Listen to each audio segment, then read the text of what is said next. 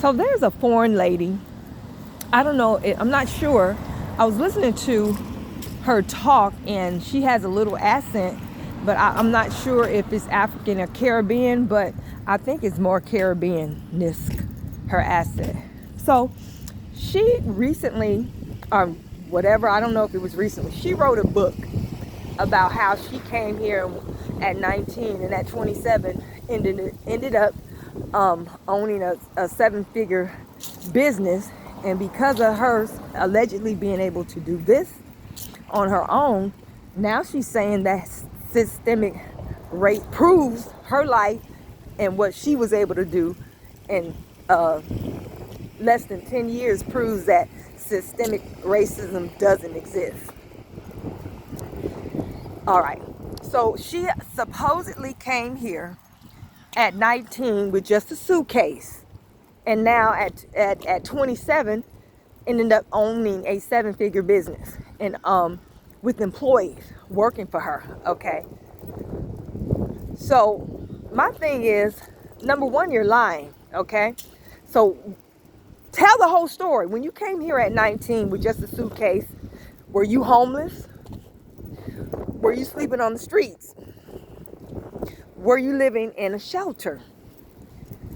How did you pull your bootstraps up to, at 27, being an entrepreneur of a seven-figure corporation or business? How did that happen? She's lying. All right? She came from well-to-do parents. She was financed. And she was helped 100% of the way. Now, that's not my problem, okay? A lot of immigrants, they come here and they take advantage of all the resources to be gained from, and they end up, having something. I don't have a problem with you, but for you to try to use your one situation to prove that a whole system does not exist is atrocious, inflammatory, and I don't know what to say. It's totally untrue. I know what you're doing. You're trying to shoulder up with that same racism, that same systemic racism, and saying, you know what, we're not like those people, quote unquote, these black people that have been in America since forever. We're not like them, and we know that you didn't do anything to them, and that if they wanted to make it, they could, but they're lazy. In essence, that's what she's saying. Okay? We're not, or should I say, we're privy to these foreigners coming here and talking stupid like this. All right, so this ain't nothing new. She was also talking about Black Lives Matter, the death of George Floyd. She was talking about how Black Lives Matter was a Marxist organization, anti-family, because the women are gay, and blah, blah, blah. Now, she might have a point with that. She also said that they haven't done anything to help the black community. She may have a point with that, but for you to erase systemic racism in America just because you were able to come from a foreign country with a lot of help, sweetheart, you're being used. She allegedly wrote a book, baby. The face, her face is on this screen. This is the woman that's sitting up here talking stupid like this. Why do people, well, I guess foreigners come here. I'm gonna stay on Africans and Caribbeans. You come here to a country where there's 24-hour lights, 24-hour water running. Rarely is there an outage, and if it does, electric company comes in and they fix that outage or that water problem immediately. Okay, that is something that most of them, if not all of them, do not experience in the country that they come from. All right, so that is a big thing within itself. You being able, and I'm talking to you, you foreigners, you darky ass foreigners, you being able to come here and do well in a short period of time, 10 or 15 years or maybe less, has nothing to do with our struggle with systemic racism for over 500 years, okay? You just getting a job and some taking advantage of resources and getting a job, driving cabs, get you a nice house or whatever. That's all you're doing, all right? Good for you. But we have dealt with not just enslavement, but we have dealt with land theft to the tune of multiple millions of acres. We have dealt with redlining, Jim Crow, mass incarceration, drugs in our community. We have dealt with these devils over here destroying our communities. Black Wall Street, Rosewood, Black Bottom, Paradise Valley. Communities that you can't even name anymore. These people have destroyed. They have bummed them from the ground. From the sky, burned them down from the ground, killed all the inhabitants, looted the businesses. They drowned our neighborhoods and communities under man-made rivers and dams. This is the reality of our experience with systemic racism. So we're gonna need you to shut the fuck up, okay? Just because you were able to come here and get a job. All you immigrants do when you come over here is take. Then you try to lie and say you pulled yourself up from your bootstraps. No, your well-to-do parents, the few well-to-do people that exist in your country that you came from helped you. You got a lot of social services. You got a lot of grants, educational, otherwise. I remember these people going to our churches asking for money.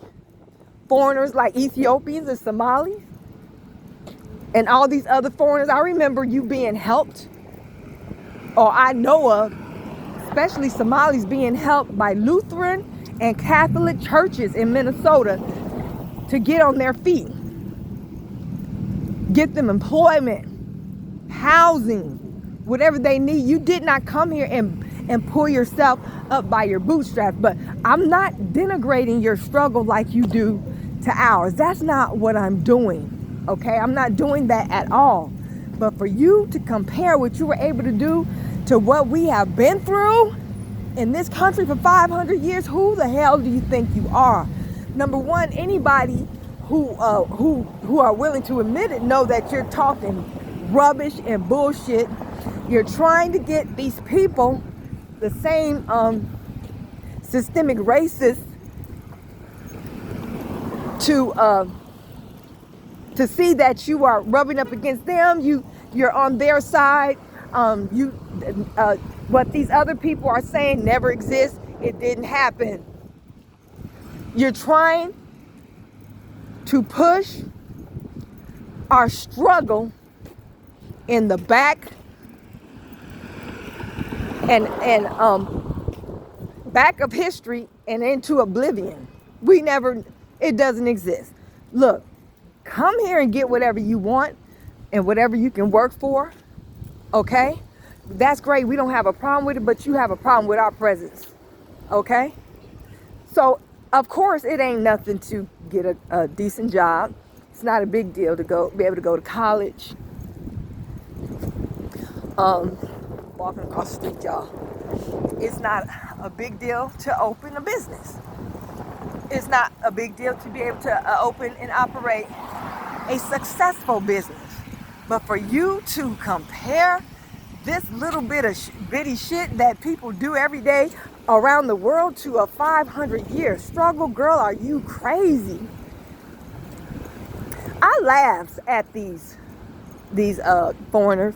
It never ceases to amaze me, but I do laugh at them because one way or another, one day you get your wake-up call, okay? You can't continue to be a lamb walking among lions and forever be okay. One day that lion is going to rip you to pieces.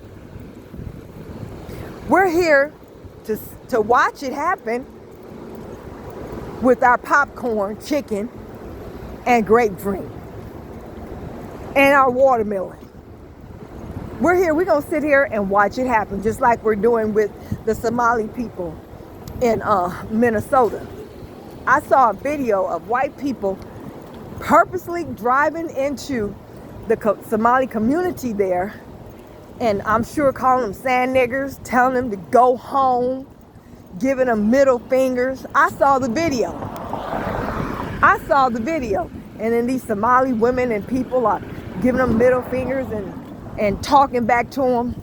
Did they ever think that was they never thought that day was gonna come for them, while they were shitting on Black American people, saying things about us that you ain't never heard a race soldier from Alabama say?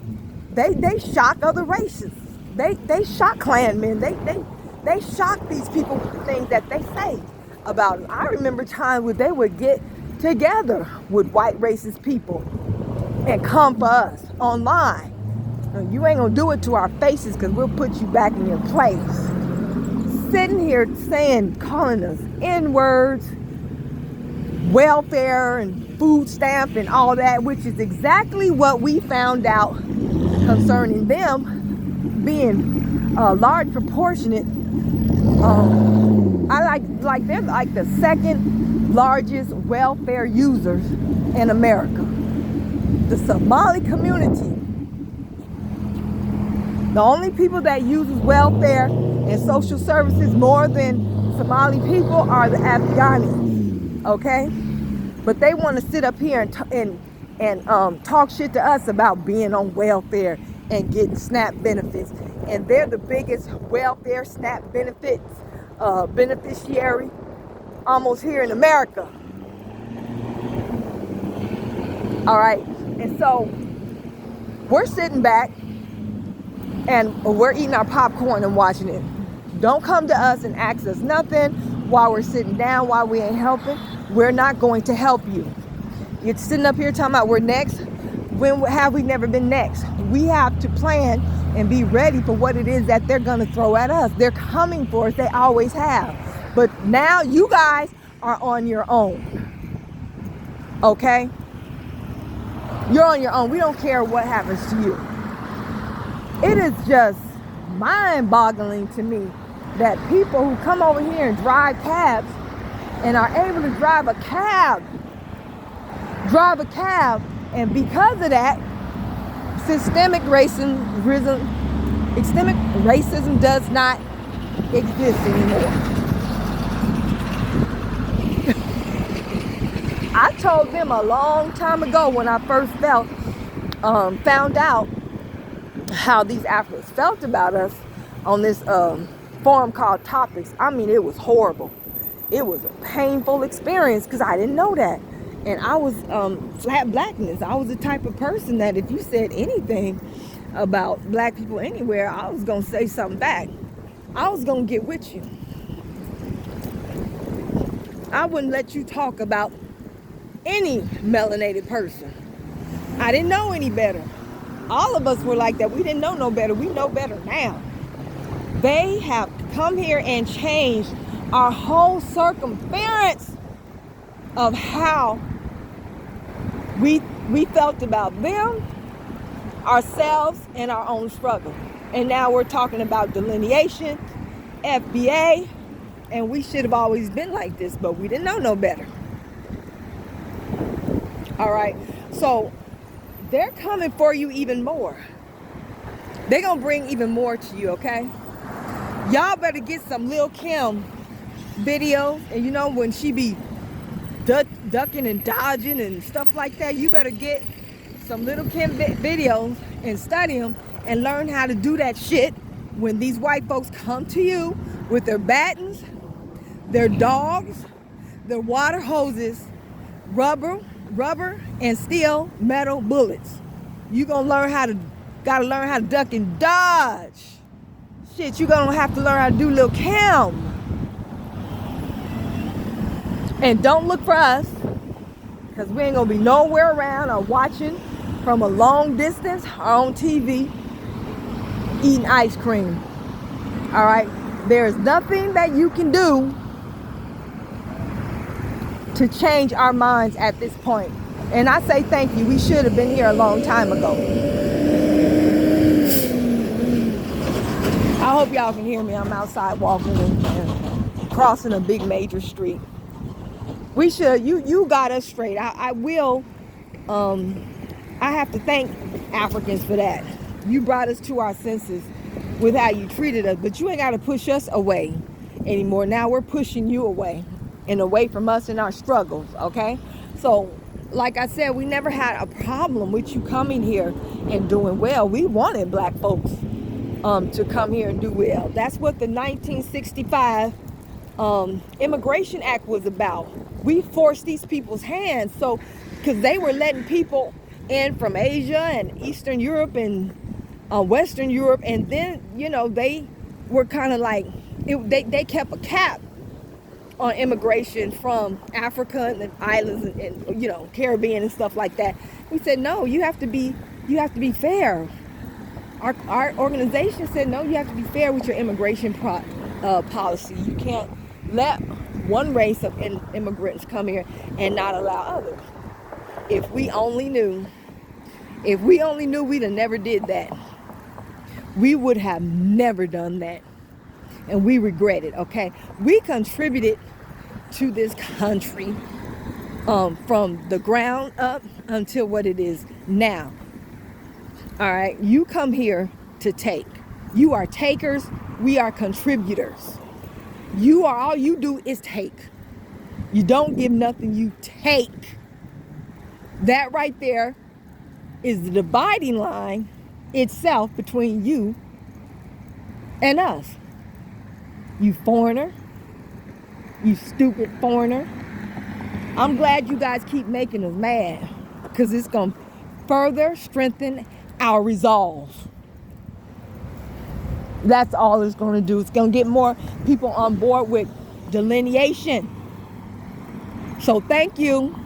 All right. So, our struggle is not yours. Not at all. You're just trying to get a job and education. That's all you need. Like I told you, we have air rights struggles, patent struggles, land struggles, accrued disadvantages struggles that still affect us today. We lost trillions of dollars in generational wealth because of the things that they have done to us before and after enslavement. You cannot compare your struggle to get a freaking job to ours. So won't you just shut up?